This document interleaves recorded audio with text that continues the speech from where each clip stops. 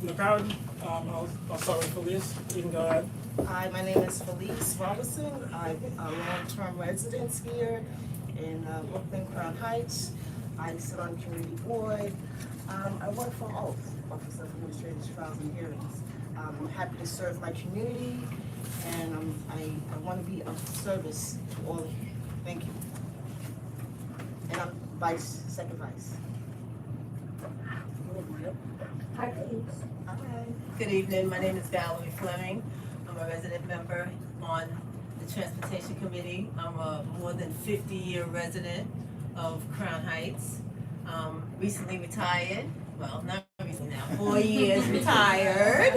And thank you, and I work at the Major Owen Center. And I've been on the Transportation Committee, I don't know, 8, 9, I don't know how many years, lots of years, long time. I think we've been on it for 10 years. Maybe 10, wow, okay, so. Hi, my name is Vladimir Joyce. I'm a new member of the board, a new member of this committee. When I first moved to America, I lived in this neighborhood as a kid, and then I moved away, and now I recently moved back. So, How recent? maybe like 2 years, something like that. Yeah, so I work at a place called Blue Rose Research. We try to elect Democrats nationally. It's like a nonprofit. Like Democrats? Yeah, it's a nonprofit. So, yeah. Andrew, you're in the crowd.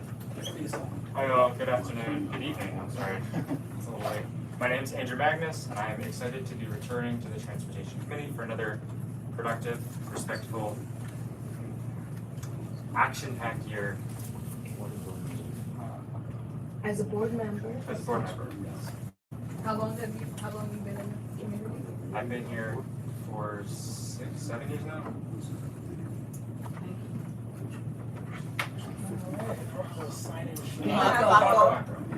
I'm Paco Abraham. I've been part of this committee for, I don't know, about maybe 10 years as well. Been coming to the meetings a little longer and been in the neighborhood like 15 years or so. But New York City native as well, so I've been familiar with, I grew up in Queens, but familiar with Brooklyn for all of my life. But a larger committee this year, so excited for some good work. Do you guys have quorum? Yeah, we do. We have 8 members. I believe we have 5 present, so that does mean He's on the committee? No, not Not anymore. this year? But you will know. Yeah, you can sit. You can come and listen.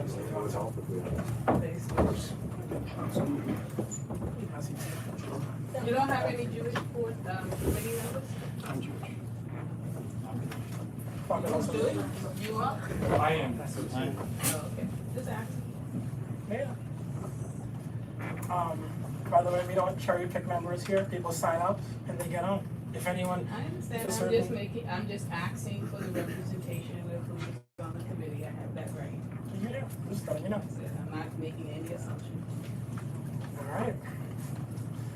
So, we have the Prospect Park Alliance here to present.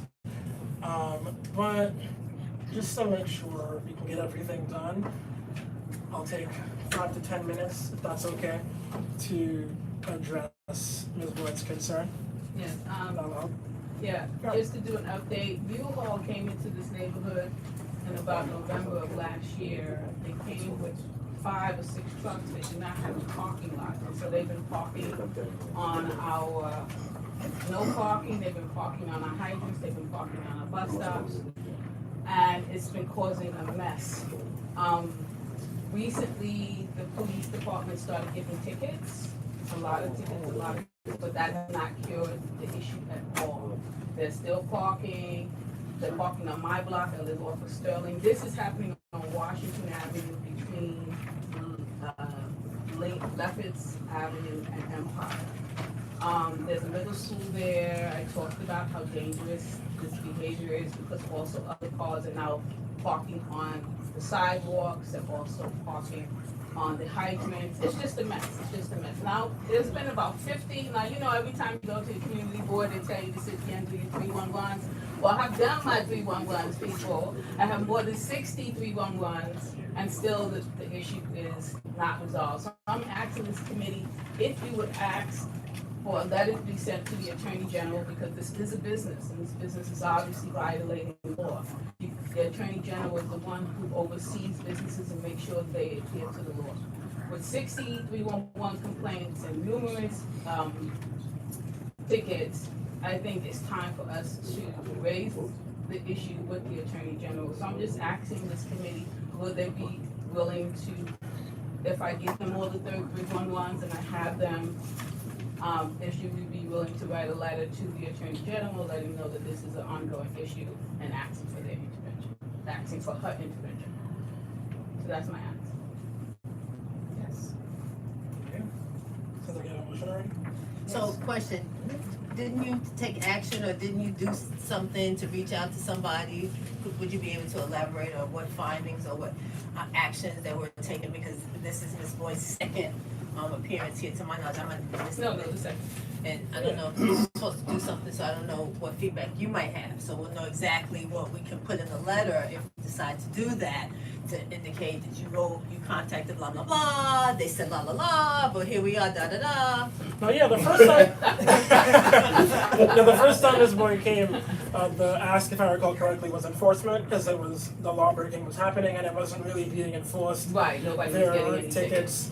After she complained and let us know, enforcement started. Tickets began, you know, they were being given out, and they were given out so much that it was, I think, I was told that the U-Haul owner was complaining to the Inspector General about harassment and there being too much enforcement. So, the reply was that the enforcement happened, Right, and now the person is still having, the behavior hasn't stopped. yes, I mean, just yesterday, the U-Haul was on the bus stop for 2 days. There was also another car on the hydrant 3 days ago, and then there was another truck that was on my block for 2 days. And this is a residential block. Trucks and these things not supposed to, our parking is already tight. And to sit there and now have these trucks that are not allowed to, it's just ridiculous. So, yeah, so they have been contacted, I talked to the police precinct, they had been giving out the tickets, but his behavior has not changed. Okay. So your ask here is to get a letter to the AG Yes, sent. right, to the Attorney General, asking for her to investigate this issue. And obviously provide the people their own testimony of how many times we reached out, or I can provide mine, just like you know what it is. And I would definitely agree with sending over those 311. It's a three-part, and also illegal, unlawful signage they put there. So they give people the impression they're entitled to drive there, so it's not entitled. Okay. Oh, okay, yeah, every day. So we're just trying to update that.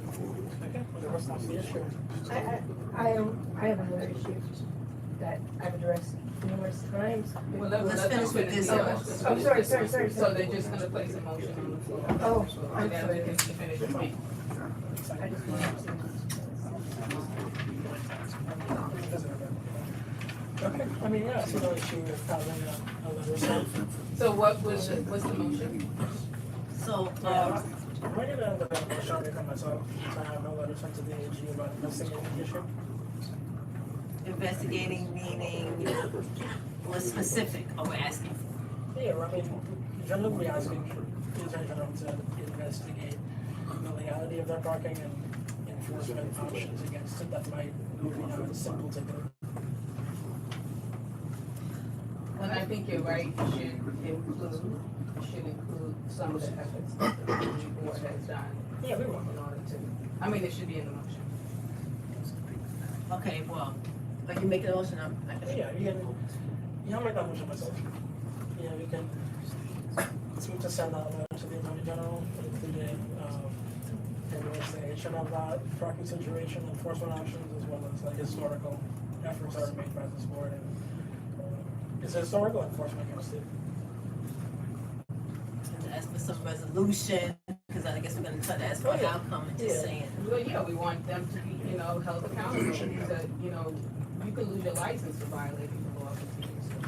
So the Attorney General does have a lot of power in that, but Yeah. to do their own investigation and reach out to these people and, let's escalate the situation.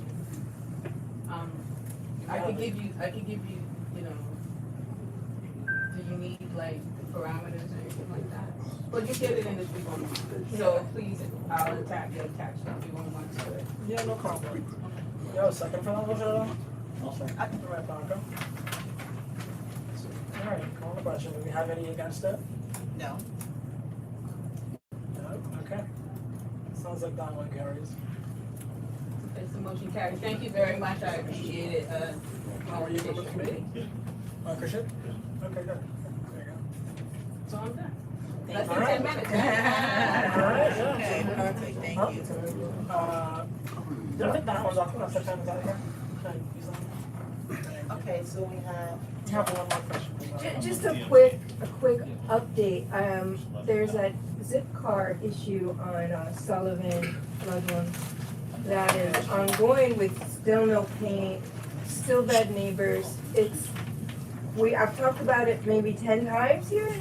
There, we voted on a letter, you all voted on a letter to be sent. I never saw that letter. I've never been given it. I don't know what happened. And it's not changed. The paint is still on the wrong spot. The paint is not put on the right spot. People are still misparking, getting tickets. The zip car is still a problem in the neighborhood with trash, inconsideration, dumping, parking in the wrong spot, neighbors getting tickets, parking, it's not, we just want the paint. The people remove the paint, put in the right spot where the sign is. This is years. So what's happening? I want an update. I want to see that letter. Was it really sent? Did it happen? Right? I think not. So I'm a bit, my neighbors are asking me, we're having our block party this week. They're supposed to move. Will they? Doubt it. They haven't before when they promised they would. They're gonna be asking about this at my block party on Saturday. So what's the update? What's the deal? Yeah, letter I believe it was sent. Dante can confirm that for you. I didn't see the letter. Okay. No. But Dante can confirm it was sent. We'll follow up on that for you though. Can I see it? Why, was I it, don't have it right does now. the committee have it? Is it in the minutes? I don't have it right now. It's Dante should have it. Does The Dante board have- office will, Yeah. Dante, I believe Dante is there. So the board office can forward them to you, so you can see it. Alright, can you put it in the minutes to send me that letter? Yeah. I wanna share with the whole neighborhood. And why isn't the paint there yet? What are they doing? I frankly don't know. The paint should be there by now.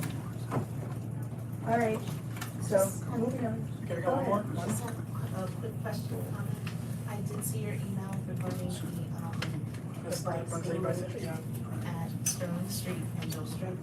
What in particular are they looking for? Do they need a number of people who are hit, or if people have been hit, like why is it such an issue just to move it a few feet down the block? It shouldn't be that big of an issue, I agree, I don't think it should. But that information will help. They're essentially arguing that spot is somehow ideal for it, whether it's because of like underground setup or whatever else, to take into consideration. And I think if we come with more evidence, it'll have a higher chance of getting moved.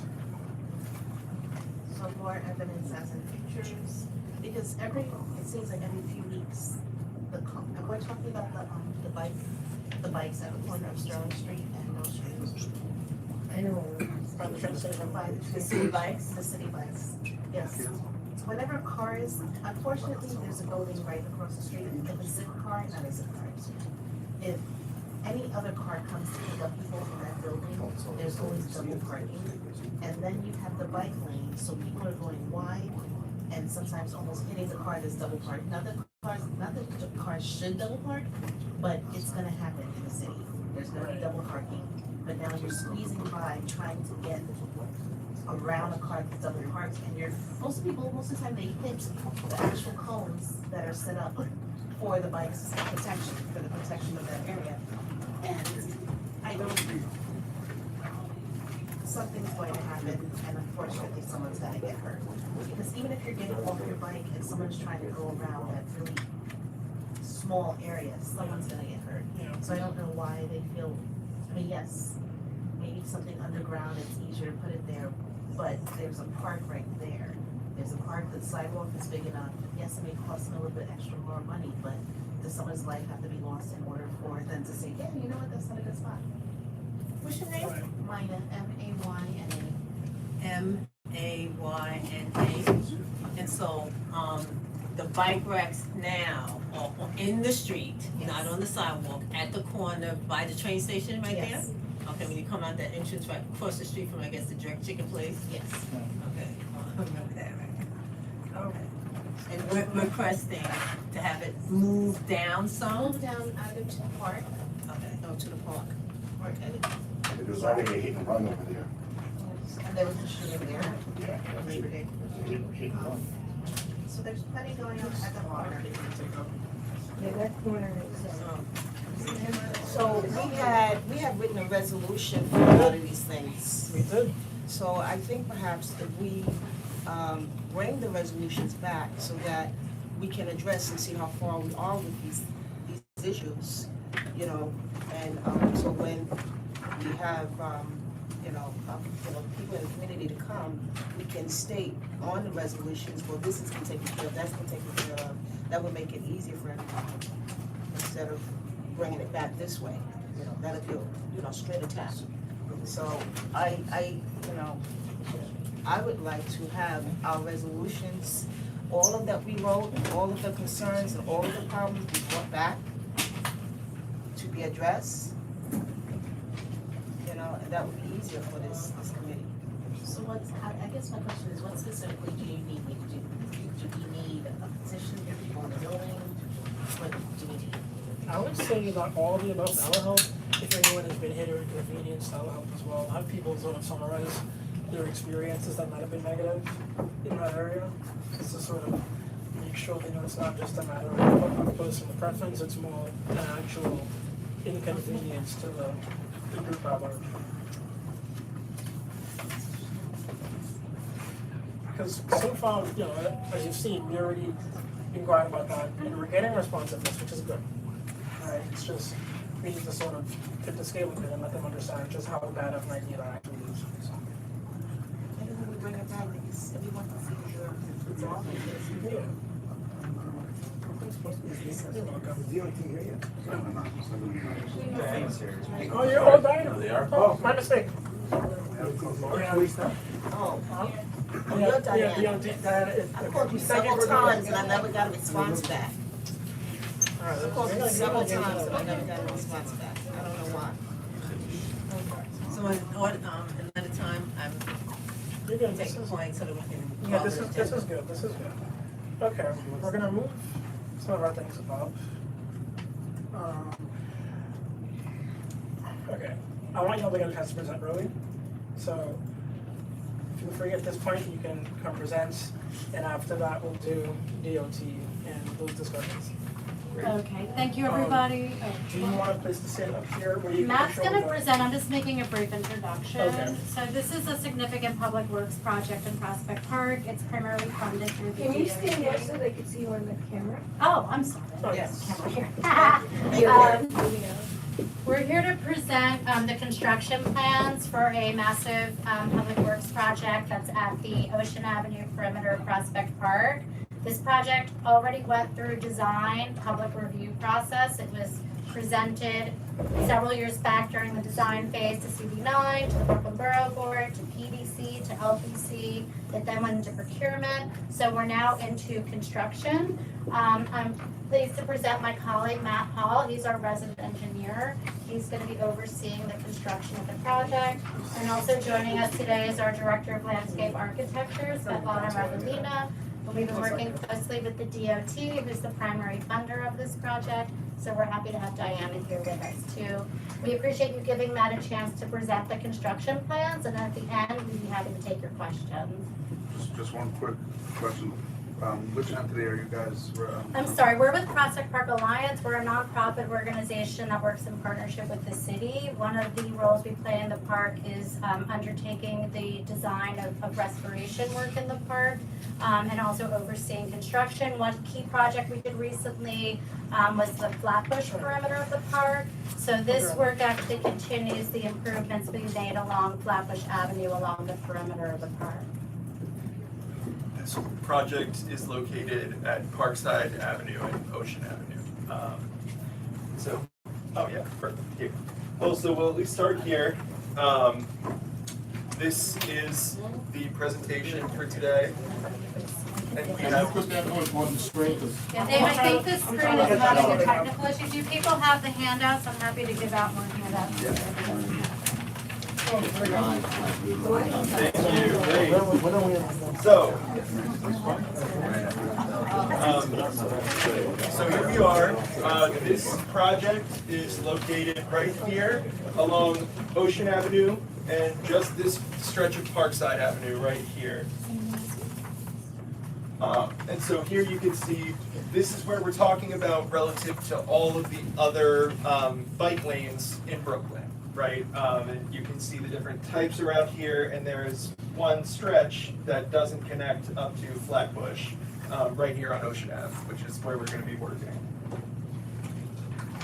And so, as we just said, this job was in design over the past few years. We're now entering the construction phase with a contractor who has given us a bid, and we've agreed to enter construction this year.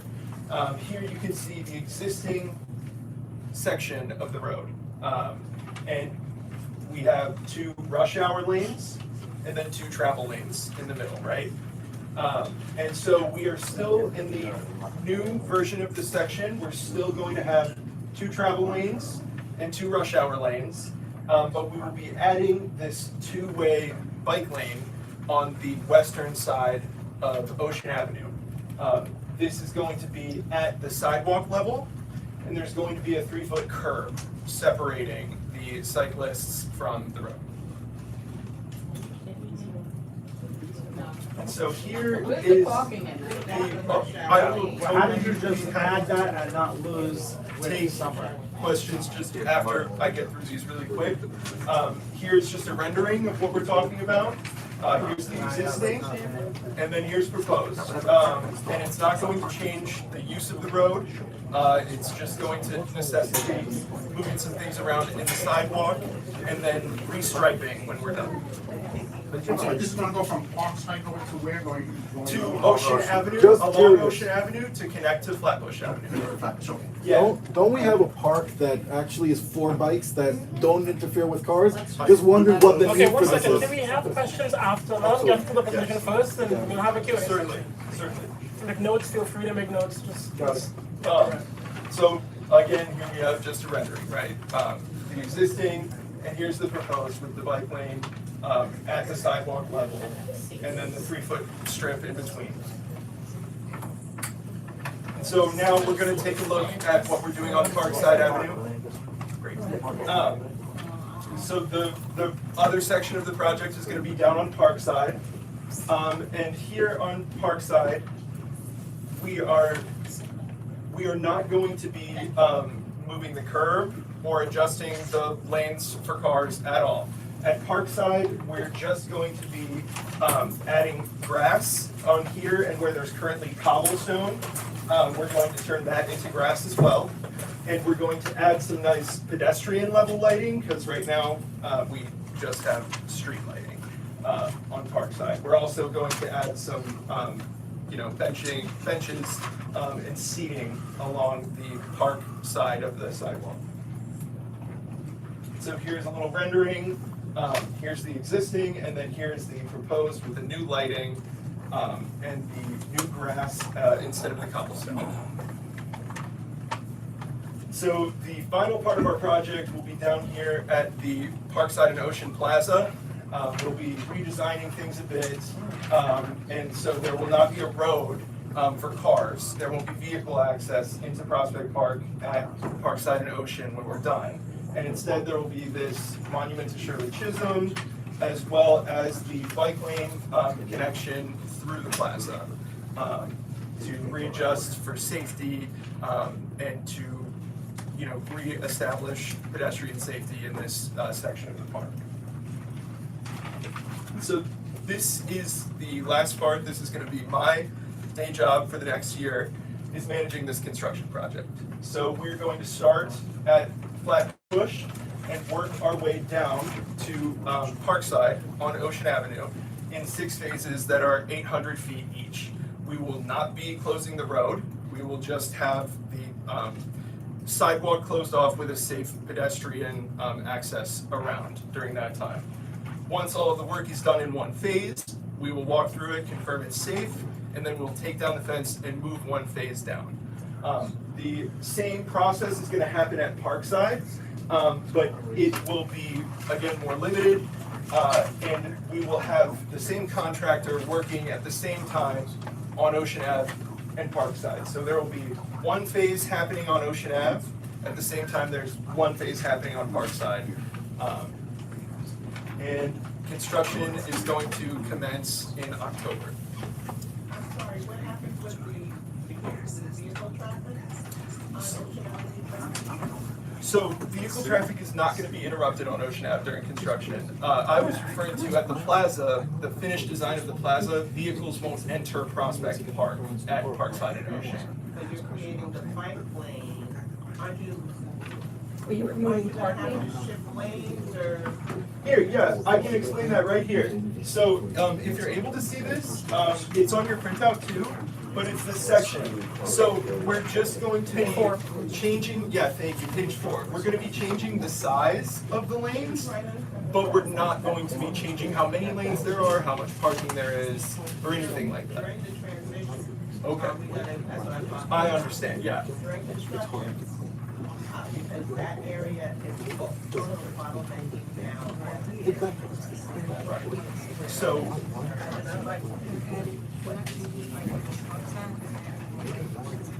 I believe we will be closing the parking in 800-foot sections at a time during construction. So only for 800 feet at a time on Ocean Avenue or on Parkside will there be an interruption to the parking. I'm concerned about the cars that get around. Right. Big problem, not ready at all. Right. Mildly constructed. So currently we have the rush hour lanes, right? So work is only gonna take place during the day. And so, yes, there will be an interruption to just one lane for 800 feet during construction on Ocean Avenue. So you're changing the size of So you're changing the size of the lane. So We don't. hold on a second, do you mean the width of the lane? That's not what you said though, the size and the width is 2 different things. Oh, I'm sorry, I meant the width will go from the 10-foot travel lanes will become 11-foot travel lanes. And then the 13-foot, currently they're rush hour lanes, they're parking during the day, those are going to 10 feet. How will the rush hour lanes be enforced? Because right Why? now, there's no enforcement, and during rush Why, hours, can you answer always. my question, why? Sorry. I believe that during design, there was a need to add this bike lane and there was considered an No, opportunity. I'm not talking about the bike lane, I'm talking about why would you reduce, you said 13 feet wide to 10 foot wide. So that is a piece of road that is from time to time utilized by the big trucks. They're 10 foot wide, 8 foot wide, 9 foot wide. So why are you now restricting their utilization of the roadway when we need them to get where they need to go? Because we want our milk and eggs and groceries and like that. Yeah, I do think that's a question for the Department of Transportation, and we could share that question and concern with them. I'm sorry. There were a lot of traffic studies done during the duration of this project. And they thought it was a safer move to incorporate the bike lane on the level of. I'm sorry, we didn't get your introduction. You are. I'm sorry, this so is sorry. Svetlana Regalina. She's the Director of Landscape Architecture at Prospect Park Alliance, so she is a liaison on how the design resulted the way it did. Thank you for that introduction. Yes, thank you. It is important. I'm sorry, but not for nothing, but we have seen, when I used to sit on this committee, I don't anymore, but I still pay attention. So what we have seen is that the plan that comes through, which you already have the answers to the questions that we may ask, we hope. But those plans always make the people who live here uncomfortable. And when we say to you, well, maybe that's not a good idea, you all pretend that you're listening to what we're saying. And then you go back to wherever you go, and then you come back again and you say, oh, well, we thought it was better. You didn't ask us what would be better. You know, just to speak up for Matt, he wasn't here when this went through the public design review process. So this design was presented to Community Board 9 when it was in design. When was that? That was back before the pandemic. So, I was very active on CP9. I was on this committee. yeah, I it don't was remember that being presented. We can give you the documentation of the presentations and when they took place. The project was delayed and had a longer procurement and construction documentation period than normal, both because of the pandemic when a lot of public works projects were put on hold, but also because the DOT expanded the scope of the project, they added more infrastructure, and that delayed the completion of the construction documents. So I think this went through design review between 2018 and 2020. We have the dates for all of the presentations, including the one that happened at CD9. We're happy to share it with you all. But Matt is here now to represent construction. We are going to share with the DOT the feedback you gave about the lane width so that they can get back to CB9 and explain what studies were done and how they came to that conclusion. Diana's here with us too, so she's taking notes on that. Because you're absolutely right, you should get an understanding and explanation. And we apologize if you feel that during the design process, your questions were not answered. So quick question though, before we proceed.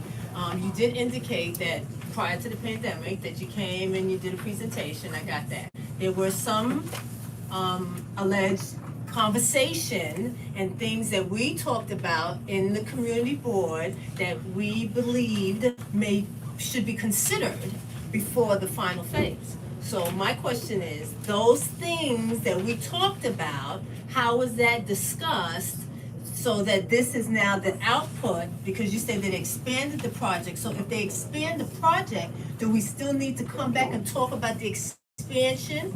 Well, the expanded scope meant that they added more infrastructure. There was electrical lighting that needed to be added to the construction documents. So it didn't change the design. They just asked us to create additional construction documentation to enable additional lighting on the site. So what I'm asking is, can you provide the result of our input into that conversation? We can go through the files and look at how the design evolved from the presentations to the community boards until it was presented. I think it goes next to LPC or PDC. Well, it went to the Brooklyn Borough Board, LPC, PDC. We can go back to our files and see how feedback was taken and how it evolved or did not evolve the design, and we're happy to do that for you. That sounds good. Because my thought is the fire department. You know, you had a good point. You talk about the measurements and emergency vehicles. Yes, that was my thought. I think during construction, right, we're gonna have I can definitely say that everyone working on our site is absolutely concerned about road safety and like access for emergency vehicles. We have a very experienced contractor who has done lots of work on different roadways in New York City. So not only are they looking out for the safety of everyone and their liability, if someone were to get hurt, it would be their responsibility. On top of that, I'm here. My job is to enforce the healthy flow of traffic on this site. So I will make sure that every tool available to me is used to create a safe construction site for everyone who's going to be passing by as well as working. And the last part is, of course, like our DOT inspectors are going to be involved on this site. We'll have meetings with DOT on this construction site where we look around and approve things for safety. You mentioned that you're closing the access to cars to go into the park. So how do the emergency vehicles get into the park in the event? And how does that look? They'll enter at Park Circle, most likely, right? Emergency vehicles will continue to have access, emergency vehicles will continue to have access. So that means that the parking lot inside the park is not gonna be available anymore for public use? That's actually, the entrance to that is at Lincoln Road. Yes. That's open to the public during the winter season, and that will remain. Okay. There will be a brief period where it's closed due to the construction, but that would just be for a month or so. We'll keep the public alert in But terms of that will be that. okay. You're next. I'm next, okay, this gentleman.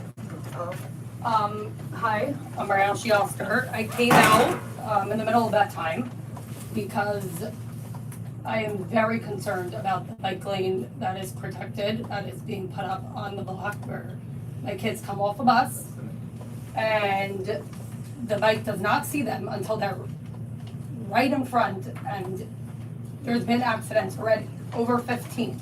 So how could you say you're concerned about the safety of our kids when there's been accidents and you're still putting up protected bike lanes? Wait, where is this? This is on Brooklyn Avenue, that it's going up between East New York all the way until the park on Winthrop. It is extremely dangerous. That's a question for the next section of the meeting. This is about Ocean Avenue. I'm sorry, but This is about the PowerPoint. yeah, this is about the park. But I think it ties in because we're talking about definitely does tie in. doing It all definitely of ties this in. work for bikes. It does. Doing all of And I- this construction It for does bikes. tie in. I does also tie wanted in. to add that there's a lot of mothers that are not here because they're putting their kids to bed. The timing of this meeting is horrible. But just because there's maybe 20 people in the community where I live that are here, there's about another 200 that are just as upset as we are. We care about our kids' lives, and it's simply not okay to put our kids in danger. That's it. Make the bike lane on the other side. Don't make a protected bike lane. Protect our kids, not vehicles. The question is the objective safety or the objective to create a place where more bikes can come to? Okay. While this does And tie is there a in, study- is I there a want study on where people to they- be able where- to ask questions to those who can best answer them, and right now this is the wrong group for those questions. So I'm gonna have to direct you to ask them a bit later in the meeting, When is later? about 10 minutes from now, if you're close to the end of your presentation. This is still Q&A, but if we don't have any more questions for the I like Ocean that. Avenue Greenway, we can move on. We have some- This again is the Parkside Ocean perimeter of the park, Yes. not, Okay. Okay, so we got 3, 4, let's go And with this this. young lady, and then this gentleman. Yeah. I say you. Thanks for helping me track those. Ben, you can go first. Funded by departments? Yeah, we're gonna follow every standard procedure that you do for this type of work in New York City. So one of those things is not necessarily notifying the police department that there's a small, like a lane closure, because it's not blocking the entire road, but we can still, I'd be happy to make sure that the fire department knows. I'm not talking about closing the lane, I'm talking construction, I'm talking about reducing the width of the lane. A fire truck is already 8.5 feet wide. Do they bless it during design? well, I think what we need to do. What time? Well, you didn't answer his question. He asked, did you check with the fire Do you- department what before you time made is this the change? construction? The designers Yes. did check with the Yes. fire department before this design. And did they sign off on this?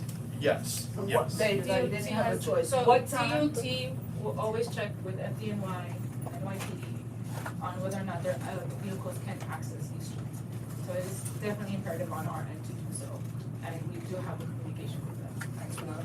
Have you done it? What time does the I believe construction my answer start? is yes. October, in October. No, Time of not day. when, Oh. what time of day? They're approved to work from 7 to 3. Okay, so people are gonna be able to get up Ocean Avenue Yes. at 7 o'clock in the morning? Absolutely. with the construction working, Absolutely. that I gotta see, yeah. The construction equipment will not stay parked on the road. We have this young lady here, what, So raise your you hand. want to raise your hand, and then we're gonna promise with you. Hello, I'm Kat. I live on Fenimore. I've been in this community for about 2.5 years or so. I previously lived in East Flatbush. I also am from the Bronx. I mostly commute by train and I also do ride bicycles. So I have rode on most outer edges and into the park. And I'm very excited about this because I have struggled. If you want to go down the hill, you can't do that. So I'm very excited about this because it means that I can actually go down Ocean Avenue and not spend like 15 minutes going around the park. My question is for people who want to enter at Lincoln Road. How are we going to treat that part? Because, you know, obviously there might be some T-bone fun situations between people who are going down Ocean and people who are going on Lincoln into the park. So the design is going to preserve the Lincoln Road entrance. When we're done with construction, it's still going to be there. It has been as carefully and safely designed by the DOT bike team as well as the rest of the DOT to make sure that that is as safe as possible with lines of sight as far in either direction as possible. And so it'll be wide enough for cars to enter into, and you know, every precaution is made to create a safe intersection there. And for bikes, like basically what I'm hearing is that like there may be some like slow down, something like that, nudges for people who are going, I guess, north-south, and then cyclists will just be able to like, we'll just figure it out, it sounds like. There will be like signage saying like there's pedestrians here, and then there's going to be, you know, like a change in grade, I believe, at the sidewalk, you know, for the curb cut. So you'll be, yeah, those will be the things that cue the Where is cyclist's this? attention. The Lincoln Road entrance to the Okay. Can I ask a question now? Oh, the next one, yes.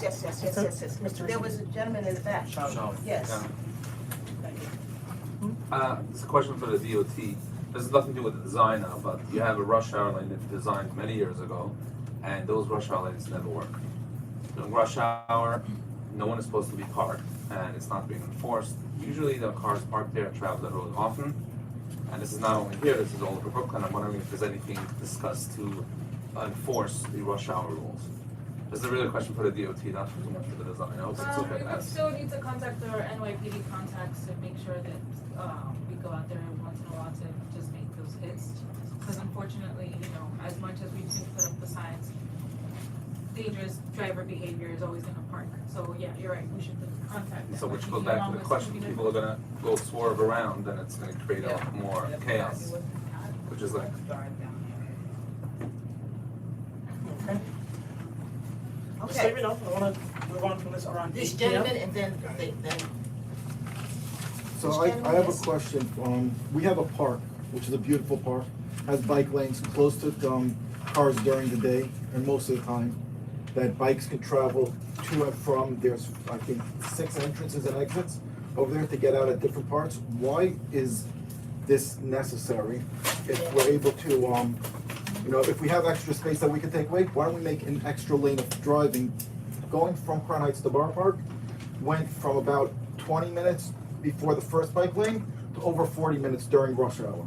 So do we not have enough room in the park for this, or do we want to have more lanes for bikes, less lanes for cars?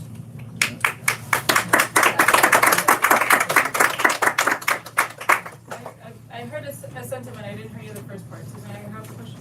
I said there's a park right next to these bike lanes with about 6 entrances and exits for the bikers to get in and out throughout the entire route. Why do we need bike lanes on the outside of the park, going alongside the entire park? If we have room that we could expand for bike lanes, why don't we make it an extra lane for cars during rush hour traffic to alleviate some congestion and make traffic a lot easier for people traveling? After all, you idea. I'm just wondering, is there not enough room in the park? The parks are closed to cars during the day. At night. At night, exactly. It's pretty much close to traffic. Why don't we make more bike lanes in the park? It's very practical. I think it's. So add lighting. Add lighting, their whole design has to be redone for lighting, add lighting is And then I It'll have, cost you a lot less, it'll cost the city a lot less, there's no reason for our taxpayer to pay money to go slow down the road. and then I have one more question, the second part to this question. Between the sidewalk and the park, there's probably about 4 or 5 feet of dirt that do nothing to the gate of the park. Why don't we widen the streets even further and keep the sidewalks the size they are and keep the bike lanes inside? We can make an extra lane of traffic each way, keep more bikes in the park, safer for bikers, safer for drivers, safer for pedestrians, easier for the community, everybody wins. Fine. You have no, Sorry, who are you? I'm sorry. I can't. You guys are really selfish. Like, every time I come to these meetings, I'm sorry. Hi, I'm Halsey and I live in this neighborhood.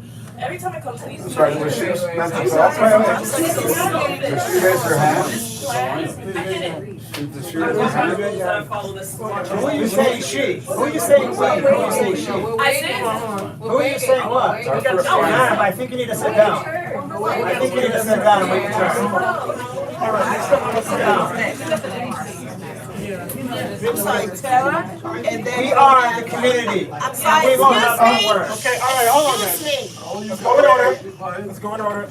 Tara, you're next. Okay, as a foot user, as a driver, bicyclist, and pedestrian, I am here most every day, several times. And I have to say, why the bike lane is a plus is because when you're in the park bikes go one way. So when you have the opposite way, it's really helpful when you have a child to be able to go down the bike lane, the one way, especially to the fields, the sports fields. This was always a problem for me when I had, my daughter's older now, but we could never get there. You're not allowed to go the first way in the park. She was too small to get there on her own. It was a big problem. So I think the bike lane should be a one way going the opposite way that the park does not allow. And you guys should all know that, but you don't. And the other thing is that hill that comes down Flatbush Avenue, that bike lane, great. But when it gets to the area of Empire and Ocean, those bikes are coming down that hill at a clip. And some of them are e-bikes, and you're coming with your child, you're going to the parade ground, the zoo, all the stuff that's there. That's a major small child entrance, dogs, and those bikes rush into you. They should get off and they should walk in that part because it's really scary. And I don't have a small child anymore, but my kid almost got killed in this intersection, okay? So I've been talking about this and wanting this for a long time, but that intersection at Empire, Ocean, and Flatbush is bad. So that's, I'm so sorry. So it wasn't clear to me what was happening there. That needs to be fixed. And then when you go down, it should be one bike lane to save more room for the cars. And then the bike lane should be one on Parkside as well. And you didn't move it over. That is such a jam there with emergency vehicles. People can't get through. Trucks aren't supposed to go there. A woman was killed there on Parkside. So one direction with the bike lane. I think it's too late, but I have written letters about this for 2 decades. I've been working and wanting to have something workable there, and this is not it. We'll get a statement from the DOT to at least give some explanation of how they netted out with that approach. There's a way to go around the park, That we are gonna be making it safer at this transition right here, exactly where you're talking about from the bike lane on Flatbush. It's going to be, right now, you hop up onto the sidewalk and go through. You just And jam we're onto the fixing- sidewalk. We're fixing that so that it's a bike lane that's designed for bikes to safely go, slow down and turn, and then there will be those signs and They should dismount curb there. cuts to, And they should start dismounting right now. You gotta move fast, folks. Okay. I just want you to point out to the community the 57 trees that you're gonna be destroying for the bike lane. Could you show us where the trees are that you're gonna be destroying? So this is the plan for the new design.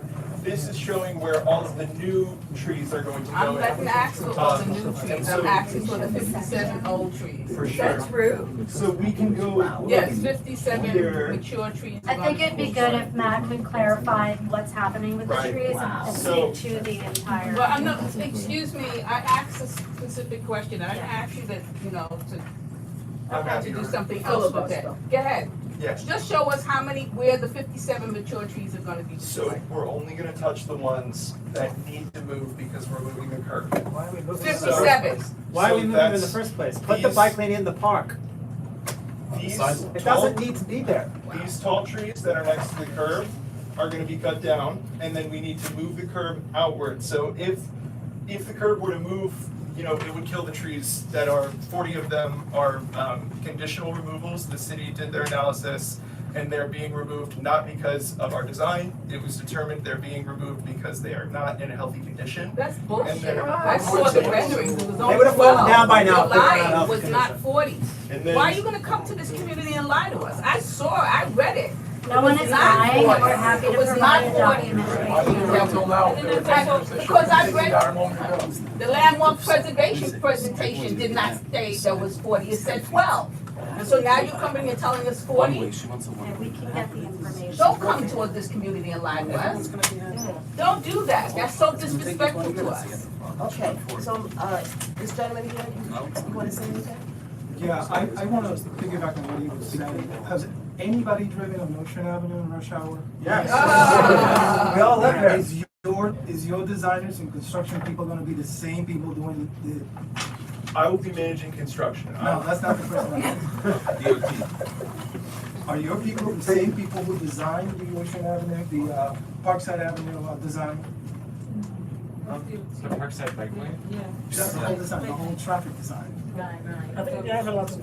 On Parkside to Parkside. They have to say. The one lane square with the bike lane. Yeah, but the point I'm trying to make is, That's a nightmare. the point I'm trying to make is that the more, whether it's a Prospect Park Lions or DOT or whomever, come into this neighborhood and change things, number one, we're not really giving us an opportunity to really dissect this. I know you said you guys came in here whenever, but that was what, 5 years ago? And so now this is coming to light, and now there's been added details. And now there is so much more to digest with this that you don't give the community an opportunity to actually really digest this. Instead of just ramming it down people's throat, this is what we're gonna do. And by the way, every time this comes into this community board, it doesn't matter what we say. Thank You still do what you want to do. Thank you. And that's not right. It's just not right. 100% true. Nobody ever listens to us. You started the parking lot. Wait now. So I don't understand why you come here and waste people's time pretending that you care what we see and what we hear, and then you go do what you want to do. And it's a check box they have. And it's our tax money that you're using. I spent 40 minutes on Parkside trying to get from one end to the other. Thank you. And It's as an emergency ridiculous vehicle what's comes, they happening can't with these even get bike through lanes. at all. Exactly. At all. I think that the Parkside is horrible. It's horrible. It is And horrible. to make matters worse, there was an emergency vehicle over at, the other end of Parkside, trying to get over to Ocean Avenue.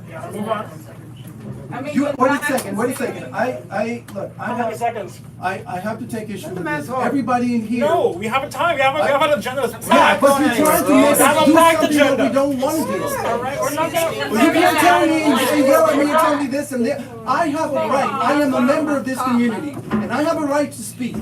Okay, and when Everyone I else does too. and when I finish with my questions, then we can move on. Come on, have some respect, man. That's for each other as well. Finish your thought. I'm done because as I said, it doesn't matter what we say. They do whatever they want anyway. Always. Is it true? Yes, it's true. You see the We're gonna catch you, did you wanna say something? Yeah, so you said it starts October, what's your expected timeframe for mooring? So 12 months for construction is the plan right now, and they will take 800-foot phases, and there's 6 phases, so around 2 months each. So is that timed with, I know Lincoln Road Playground is supposed to get, can we be quiet please? Lincoln Road Playground is supposed to get a redesign? I don't know how soon that's going, I just feel like knows the details more, but.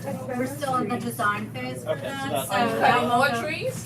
In Lincoln Road Playground? Are I you hope cutting more not. trees? We are not cutting trees. I was answering his question. That's in design right now, and then I'll move it into procurement, likely next year. And did it come And then before we'll the have community another board? year, and then we'll start construction. So it Did should it come before the start. community board? And I believe then, years ago, I wasn't here.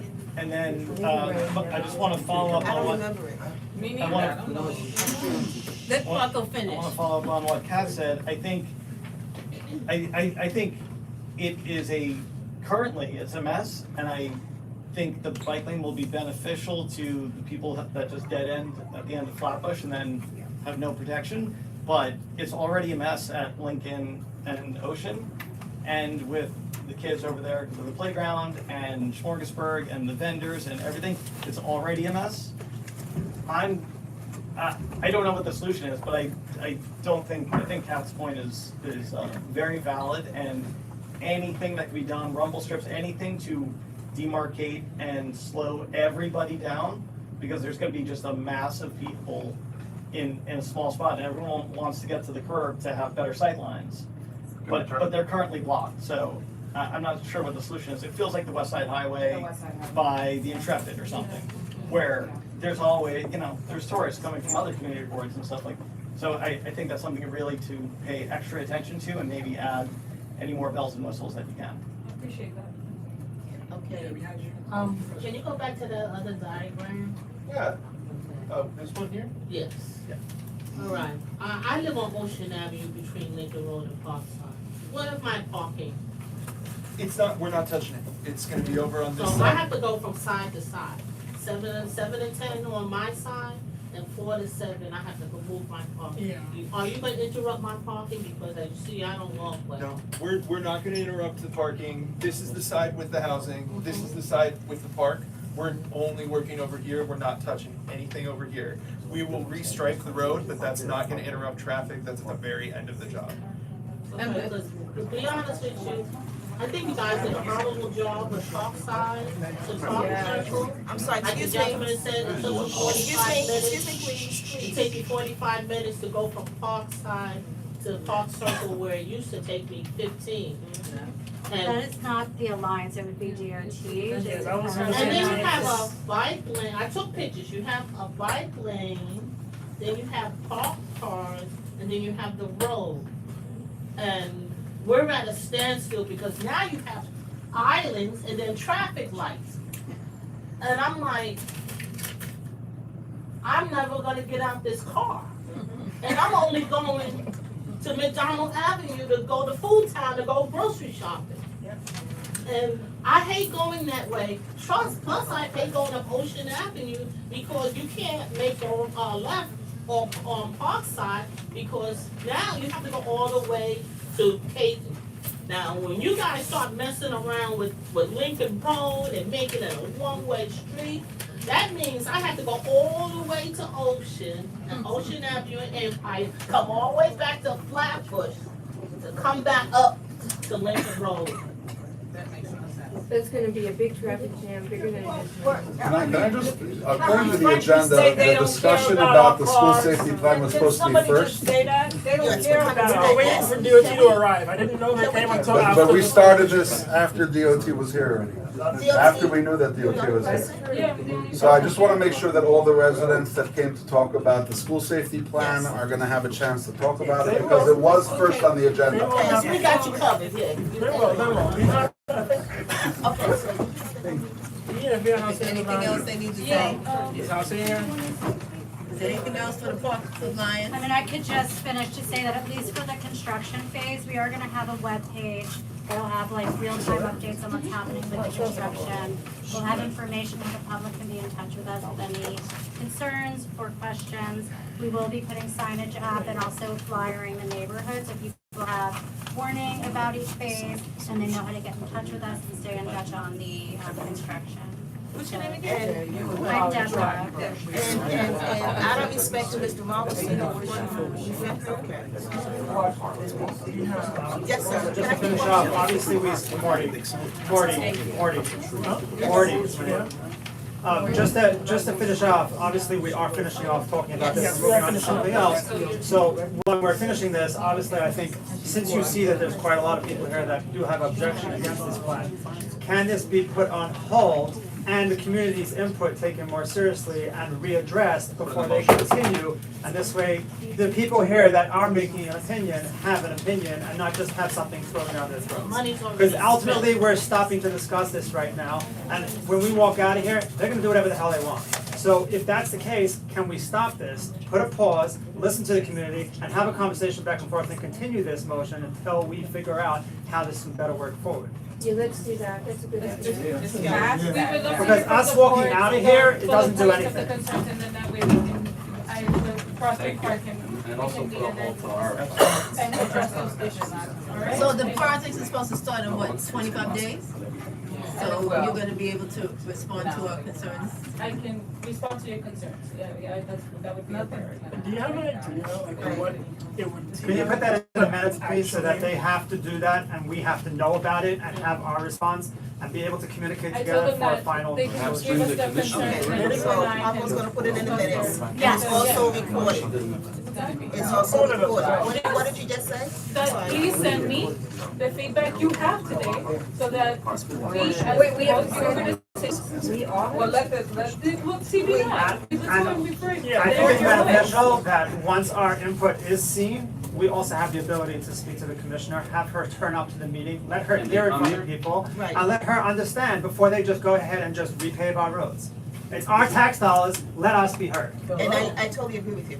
I mean, I Is hope that you- possible for them to come here? Do they have I don't know, an idea? we will go over the concerns and we will address them. Before you I start. cannot- Before you start, you can't start until we know what's being addressed. I understand. We're asking it to be halted until we are addressed, and we are the taxpayers. We pay for the commissioner to have her job. We want to see her, we want to talk to her, we want this to be handled Can she correctly. come The down here? commissioner's name is Can she Keith come Gray. to this? Right. though. Let her come here. Let her come That's here. because we don't know, because we don't see. Exactly, let her come Can here. we make a I time, a will. date? Does he know the I will community? address- Does he- Yes, Keith has been around. He's been for a while. He's been So there let him for come over here and 50 hear our years. opinion, But before you decide to just blow through the roads. I will make the issues heard at DOT. Excuse me, they know your names also. My name is, I didn't introduce myself since it's not, I partner with the project, but Diana Soriano from DOT. I've been here many times. I'm not gonna forget your face. Please don't. Okay. Well, I hope you respond to my calls, and I called you several times and never got a call All right. back. That's a concern. Never got a call back. It's time for us to Get that move on. second, that real phone. Make sure we get a response. So we're just to confirm that Community Board 9 will be sending a letter to Diana Soriano with regard to our concerns, requesting to pause Correct. Capital P.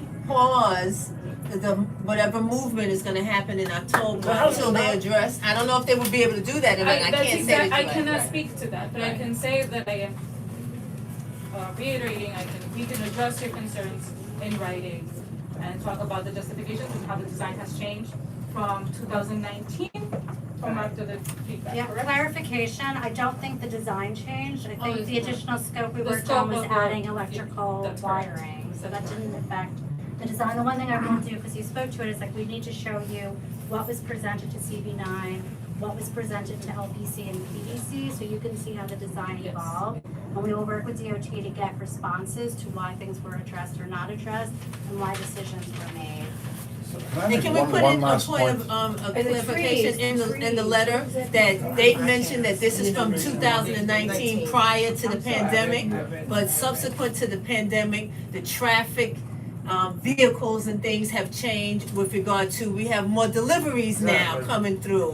We have more cars, we have all these Ubers and Lyfts and this and this and this. So, right, new things are happening that contribute to the multiple minutes that we're wasting sitting in line because we can't get to where we need to go. So I just wanna say that in 2019, the traffic looked different than 2025. So were those things taken into consideration? Is it still valuable what we're doing here today with regard to the current state of how we maneuver and transverse versus to what happened in 2019. Because we didn't have all this Uber and Lyft and Zip and electric car and all this. It was a little different back then, so. Why does the city bus? All right, we need to move on. Why does the city bus? I'm gonna conclude this part of the agenda. Thank you for presenting. Yes, I just wanna make one to the Prospect Park Alliance. I'm sorry. Hello. I just want to make one question of whether this was considered and if there's any studies that are done about this, because one of the adverse effects of having congested roads and smaller roads is that many of the local businesses, they send their deliveries via bike, motorized bike. You see a lot of these things with the back, with the 6-seaters in the back, and they don't use the roads. You know what they use? No, the protected bike lanes. Yeah, and they So dominate the bike question, lanes. so the question is like you're doing it to protect the bikers, but actually it might even be putting them in more danger and putting the children in more danger because you're making the roads smaller. So I just wonder if there's any studies that are done by the DOT about this, if the Prospect Park Alliance is thinking about this, because I know that dropping off kids on the other side of the park with the 2 ways of traffic is it's a heart attack for any parent with more than one kid. I just wanna make sure I get your research question. Yes, whether or not the smaller roads adversely affect how much those bike lanes are being used by motorized vehicles for the local deliveries that have to go through because they can't now get through the roads. Okay, that's a valid question. The city bus is 8.5 feet wide, with the mirrors is 9.5 feet wide. The lane for the buses are gonna be 10 feet wide. And then it's gonna go on the floor. Is that a trolley they're running on a? No. No. It's not running, so we can maneuver into the car lanes of the. This is a recipe for disaster. Okay, we're gonna move on. We're going to now. Thank you very much. Thank you. Have a great night. You too. I like Central Park, but I don't want it in my backyard. Alright. The bike lane in the park. You're up, Diana? Okay, now we're gonna move on to DOT and the school safety plan. As y'all may know, it's been updated since it was first presented to us in 2024. The committee made recommendations and the board made a resolution, and DOT has made updates that are very much in line with what the committee asked for after hearing a lot of your concerns. So this is a direct example of people coming in, giving concerns, having those concerns heard, and then having those concerns actually impact a plan that was brought in front of us. And I do want to commend DOT for that, because that was what we aimed for, to have some kind of movement, some kind of change, and that was good. So today, we want to make sure that, people can have some thoughts on the new plan.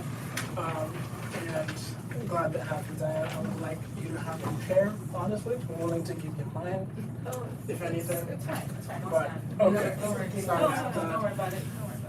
But, Ethan, before you start, I'd like you to clarify something. yes. This sheet, which is handed out to everyone, says that the CB9 Transportation Committee proposed changes involved the northern sections of, it looks like Brooklyn and Kingston Avenue bike lanes, which is correct, but it does not involve the changes that we voted on and passed at the general board meeting in April to eliminate the Fenimore Street bike lane. That's Why is because that? the changes were supposed to be 3 pages long. That's one of those 3 pages. The other 2 were probably not printed, which is a problem. But I can probably give you a QR code so you can scan and see the actual full 3 pages of So I changes. just want that to be, was that passed on to the Department of Transportation? Yes, It was. Okay, and has that been eliminated from your plan? We are still getting a lot more feedback regarding this project, and I'm going to say it has been considered alongside hearing more feedback today. Again, going forward, I'm not sure what can or cannot go across, because I am not one of the engineers, but I am responsible for sending over that feedback. So yes, we did take that into consideration. And right now, we have paused the project because we're also hearing more feedback. So right now, I can't tell you where. The whole project? We paused the project for a bit to hear more feedback. Thank you. Yeah. Saying that includes Brooklyn and Kingston Avenue stretch, the whole Brooklyn stretch. Right now, It's paused. It's paused. I can't, that's. So is there a presentation? No longer. No presentation, I came here just to hear your feedback. I heard there have been. When did you pause it? 2 days ago? Okay, so let me know which, Saturday? 8 o'clock at night they came and made loud noises. They put Noises at signs 8 o'clock at night. They put signs, but nothing else went through, correct? They put white lines on the ground. Oh, they marked the lines, but they didn't actually, got it. Turning lane, everything. Okay, so, got it. Can we erase that? There's not much erasing, but I can definitely, but I. Well, if it's on hold, why were they allowed to put those down? You said it was on hold for a month or two now, so why? I did not say a month or two, I said it has been. Is there a photo of it? I'll give you a photo, I have a photo right here. Yeah, thanks. And there's also a sign. There's a sign that- They're doing So work, they're September doing- right. 2025. Yes, that Yes, sign Marty. was going up. Is that on pause? So we did send the what's happening flyer. Right. And then we heard that there were Oh. concerns. In the middle of the So night. we still, it is our obligation to let you know what's still happening in the neighborhood, right? So we did put that in. Yes, right now. I'm happy to hear that. Is that in writing? Letting you know now. Is it in Can we get it writing? in writing? You wanna say something, sir? I'm just asking, is it in writing, yes or no? Yeah, we'd like it in writing, please. Yes, can we I add that can't- to the minutes, I that we would can't- like it in writing, that it was being put on pause? That's very important to us. Although I do not have the details on how long it will be paused. But yes, That's but what you're I'm here, I'm coming in saying here. that we would like it in writing. I'm coming here to just say that it has been on pause right now. I Can you cannot send say that how us? long, I Can you send cannot that? say which projects will go, like which street's gonna go first. It's just a matter. Will the community be notified when it's on pause? So, can we have, if Okay. can we have order? Yeah. Is this gonna be a Q&A session for the most part? Yeah, I mean, I came here to hear more feedback. Right. All right, so, And to You're not deliver even that writing back. anything. What's that? You're not even writing But anything. I would like to listen and then I. It'll be on video as well. So then You know, can you go this way? Alright. excuse me. So, yeah. Okay, so this gentleman, Everybody. I'm sorry, excuse me, this gentleman wanted to speak? Hi, everybody. My name is Ron Herbert. I'm a board member. I'm not on this committee. So my question is this. Well, let me just start up.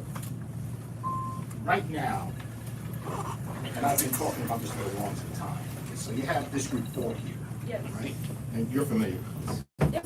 It shows the high priority corridors and Yes, whatnot. yes, so Vision Zero. And the Vision Zero program. So what's the work that is being done associated with this loop that you make, the bike loop, take the bike lane, the road, is that associated with the Vision Zero? I think it's fair to say yes, because Vision Zero is about protecting the, diminishing, accidents.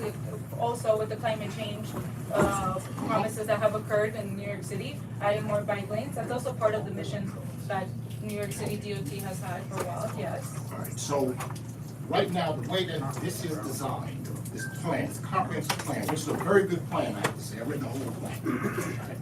And it identifies what's known as high priority corridors and intersections and so Yes, forth. where the most accidents happen and whatnot, yes. Right, the most accidents that happen, Yes. which are the highest risk. Yes.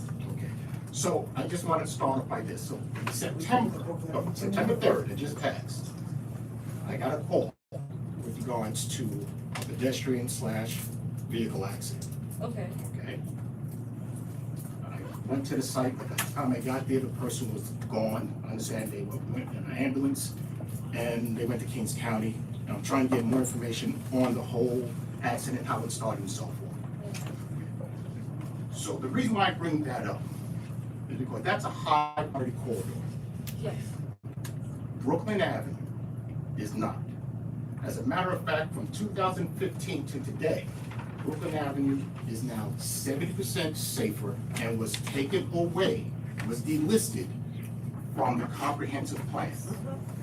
So my question, if this is delisted from the plan, as well as Winthrop Street, and I saw Fenimore Street on there, but I just heard about Fenimore Street, they're still working on that. No, Fenimore Street has never been on the priority corridor. Rutland was on the Now, priority. Rutland was on there, but with this plan here, Which plan? the What plan in am I order making to, specific? for the bike loop. For the, but this is the Prospect Park, okay. No. Talk about the Wingate, okay, yeah, got it. So that now, that includes Winthrop Street, Brooklyn Avenue, Yes, Kingston, yes. right? And what's the fourth one? Empire. Empire, thank you. So now, Brooklyn, like I said, was removed from the list. So it's no longer a high priority corridor. So whatever was done made this 70% safer and was delisted from the program. Okay. Schenectady Avenue, which I've been harping on for over a year, has not been touched. And what I see with this committee, and they dragged you into it, is that money is being siphoned from a project which is a high priority corridor, which has to be addressed. And now this money is being spent on Brooklyn Avenue, which is a low priority corridor. Winthrop Street, which was never on this list. Fenimore was never on the list. And Fenimore was never on the list.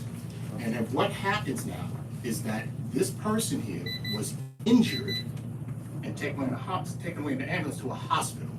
And what my biggest concern is that data was not being used in order to determine how this money is going to be spent.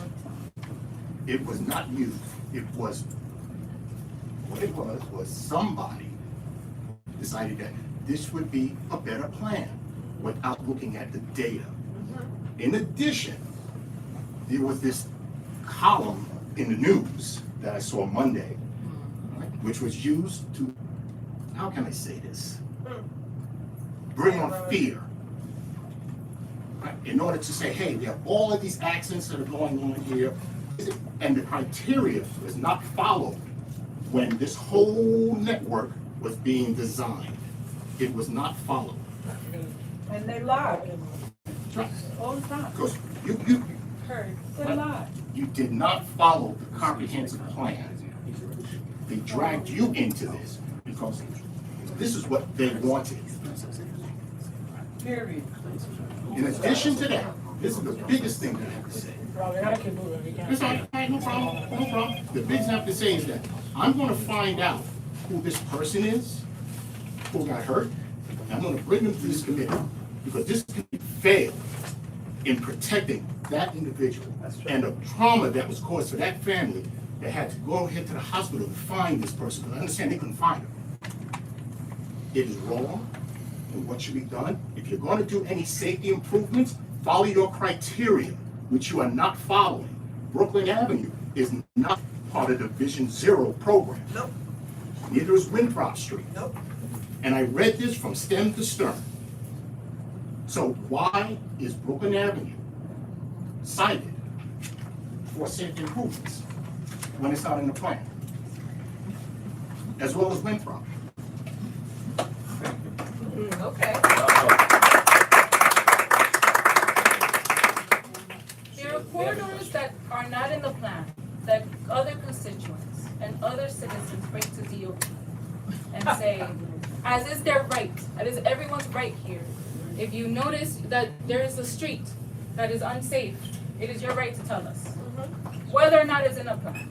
Because not every, as thorough as one can be, we're all out here on the street seeing what you're seeing.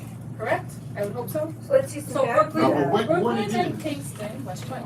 No, go ahead, Go ahead. finish the thought. Brooklyn and Kingston is a school safety project. And it started as such. And it goes through certain criteria in order to make things safe around a school, going in and out, as every child in America should be able to do. It's a school safety project, but at the corner of Brooklyn and East New York is a school. And that's where you're putting these bike lanes. So every single biker that's flying down a hill is gonna be hit by thousands of children leaving a school that is on the corner of East New York and Brooklyn. And which school is in the corner? The school that my kid goes to. Okay, I'm just asking for the name because Patricia is a full block long. You're talking 3,000 kids. They don't just leave from Lefferts, they leave from East New York too. And the bikers are gonna go flying into our children. There's no way they can So stop if- like if- that and brake when Nobody they're like a going break downhill. going down. The Okay, we acceleration can- is just too fast. I It's could science. I could definitely take So that. if we're talking about it's the safety of the children, the safety of the bikers, the safety of everyone. So if this is to make it safer, this is doing the opposite. On this point of the cluster, but yes, I will write down the name of the school, because I know we, as the OC, have reached out to many schools and provided So this. the main May entrance. I finish? Yes. I'm hearing your concern, I hear that it's going down the bike, and I just go down the hill, and it may cause an accident. I hear you. It's But may I- important to know that there's two entrances. There is one on Lefferts and there's Okay. one at East New York. Half the kids are leaving through Lefferts, the other half are leaving through East New York. So you can't go back and say, oh, the main entrance is on Lefferts. It doesn't matter. Half the kids leave through East New York. So every single kid that walks out of there, so you're talking 1,500 kids, are in danger of their lives, and I can't sleep at night. And- and- Rivka, just so you know. Okay, I wanna finish my point. Wait. Yes, please, okay. We do reach out to schools when we are putting DOT projects, and I reach out to principals to inform them of projects.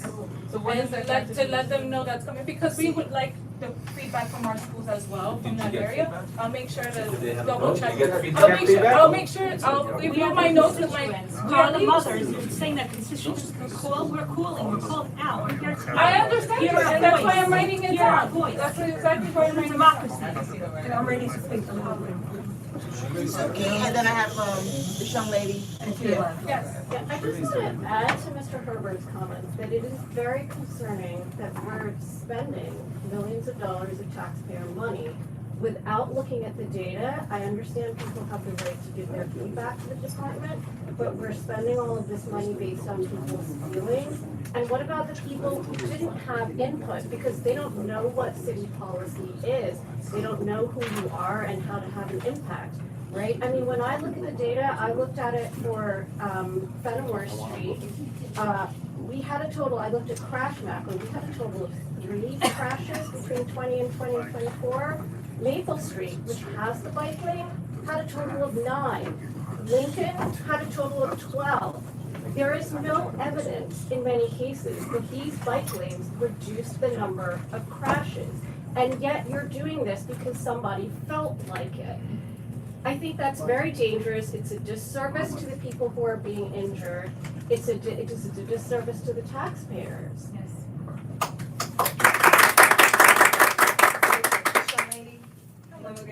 I'm Kat. So I'm curious, as a person who has rode down Kingston, it's pretty intense. I'm curious if we've considered some of the traffic calming designs that were put on like Underhill Avenue, for example, where they kind of like modify, things like that, or like bollards or things like that to help like cars and bikes maybe like have to move left and right so that they have to slow down. Okay, this gentleman here. Okay, so, I live in Brooklyn Avenue. My children are boarding buses. There is one huge, massive school right there on the corner. There are other schools also in Crown Heights. So we're talking about school safety. So let me tell you a little about school safety. Here, it's really the opposite of school safety. It's not children's safety. Our children are boarding the buses are stopping. Children need to get on the buses. If we're gonna have that protecting the bikers and putting children in danger, so what happens is our children are boarding the buses, and there's many children come there one day between 8 o'clock and 9 o'clock. There's over 60 children, 50, 60 children on these few blocks, both sides of the blocks. Buses are stopping. There are 6 special needs children on these 2-3 blocks. Those buses need to stop. They need to have the lift. It takes a good 15 minutes to get them on, strap them up, and now what? You're gonna have these e-bikes flying down, also going downhill, and all of a sudden our children are being put at risk. We have children, and let me ask you, if it was your child, would you wait for an incident where one of them ends up in the hospital, and then you have to sit there with your child in the hospital? Is that what you want to have? I don't want my kids in the hospital. I want my kids safe. And I cannot have that these e-bikes are flying down, and then I know that these kids are going to go on the bus, and they're going to get hit. I want my kids safe. That's what I have to say. Yes, I understand.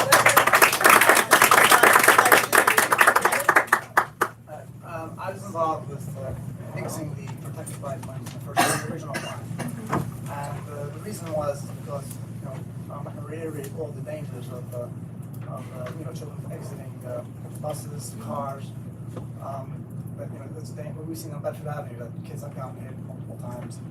But to add insult to injury, if you look at the crash map, you'll see that most of these accidents happen on Eastern Parkway. Most of the serious injury, and this is an acronym for that. And not only that, Eastern Parkway is a protected bike area, right? So we see that protected bike lanes don't help. And if you look at the actual accidents, they're all on the corners. Protected bike lanes don't help on corners because the protected bike lanes can't continue, or else you're going to be blocking, you know, crossing traffic. So I don't understand this whole idea that protected bike lanes are going to improve, you know, these accidents or stop these accidents. I think it's nonsense. In addition, you know, most likely, if you're on a bike, you're most likely going to get hit by a car when you're crossing an intersection.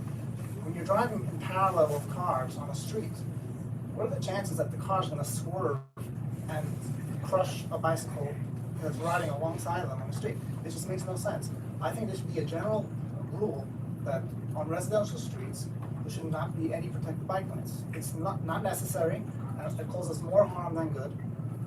That's why I had it mixed, and I'm surprised that it's coming up again. Okay, so in respect of the time, it's gonna be timed. We have a few more people. Wait, I saw you, this gentleman, this young lady. And then you, okay, I see it. Okay, yes. Hi, yeah. Time. I just a father and a husband in the community, a social worker as well, and I do commute by bike, and I have a minivan, and my kids go to school on Brooklyn Avenue, and I live on Brooklyn Avenue. I think that maybe the way we're going about the whole idea of protected bike lane might be a little off. Like the couple times that I've been hit by a car, one was in a traditional bike lane and the other one was in a protected bike lane. Because even in the protected bike lanes, as cars turn right, let's say, across the bike lane, even in areas that are daylighted, you'll have cars who park there, reducing visibility. The accidents that happened in Williamsburg, I've worked there as well during this whole thing. And there were crosswalks installed in the bike lane for kids to get on and off, but there were cars parked in those crosswalks, which stop kids and parents. Well, I don't blame the kids, but it stops parents and cyclists and bus drivers from being able to see each other. There could be traffic calming within the bike lane, maybe before those crosswalks potentially. As I also recognize that I'm a male who enjoys playing in traffic, so to me, vehicular cycling is enjoyable. But I also recognize that if we're going to make a shift from being car dependent to having more alternatives and thereby also alleviating traffic for the people who actually need to drive, we're going to need some better solution than what we have now. On Strava, this segment of Brooklyn Avenue is called the Brooklyn Wave of Death, the Green Wave of Death, because of how dangerous it is. It doesn't actually fit 2 lanes of cars. It doesn't actually fit. I don't know if the protected bike lane, the way it's designed, is the best execution, but if it moves the needle forward and moves us closer to a less car dependent situation, then I think we're better off. But nothing's ideal, right? Yes. I'm sorry, yes. I'm looking at only the paperwork that I have on this design. I live right there, and I can tell you that because of a previous project that DOT did down on East New York Avenue, down to Troy, down to Schenectady, every day, if you want to get through Kingston Avenue and Lefferts Avenue, that's going to be 10 minutes, 4 or 5 light changes just to get across that one thoroughfare. So you don't need to do anything to make that street any narrower. Because if an ambulance gets in that street or somebody double parks in that street, it's a problem. So I'm talking about now on Kingston Avenue between Lefferts and Empire Boulevard. No, You yeah, don't we need to do worked with anything about DOT that. to get that part removed because Nothing should be made narrower in this neighborhood, protected bike lane or not. We don't need to make the streets any narrower. We're already at a deficit as to the width of the street. Very good. So I'm gonna speak as a parent of a disabled child who takes a wheelchair bus every morning, takes ambulance, access to ride daily. I live on the east side of Brooklyn Avenue between Maple and Midwood. The protected bike lane is like a disaster for me, loading up my child in the morning, getting him off the bus to any appointment, not having that access, I have to take him into the traffic, or I can't imagine where I'll take him, try to load him up, at any season of the year. Besides that, if we're making a one bottleneck lane for